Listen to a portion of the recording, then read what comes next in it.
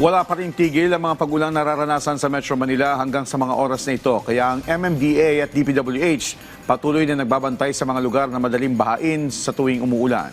Si JM Thompson sa detalye live. JM? Joshua, wala pa rin tigil ang pagulan sa iba't ibang bahagi ng bansa at maging dito sa may EDSA Corner, sa may Quezon Avenue, ay tuloy-tuloy pa rin o meron pa rin pabugso-bugsong pagulan at mapapansin nga na sa makalsada ng EDSA ay merong bakuna dahil sa walang tigil na buhos ng ulan. Nabakbak na kalsada, gumuhong pader at ilang mga pagbaha. Yan ang ilan sa mga naging epekto ng tuloy-tuloy na pagulan sa iba't ibang bahagi ng Metro Manila. Ang ilang parte nga ng kagagawa lamang na EDSA ay hindi nakaiwas sa matinding ulan nitong nagdaang linggo.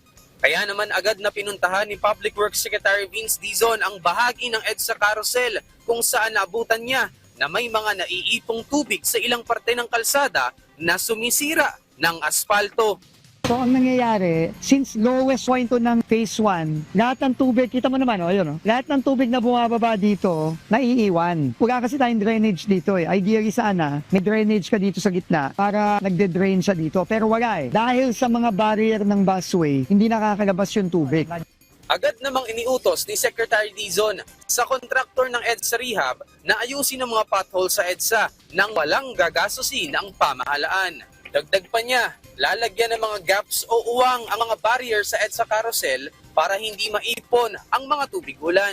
Nang sa gayon ay magkaroon ng maayos at ligtas na daanan ng mga motorista at commuter.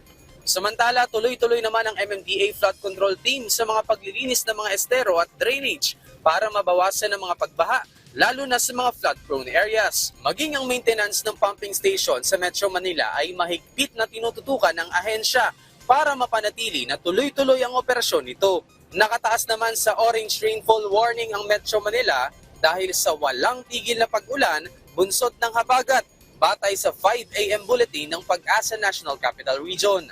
Nakabantay rin ang MMDA sa iba't ibang bahagi ng Metro Manila para sa mga kalsadang maaapektuhan ng matinding pag-ulan. Suspendido naman ngayong araw ng Lunes ang number coding.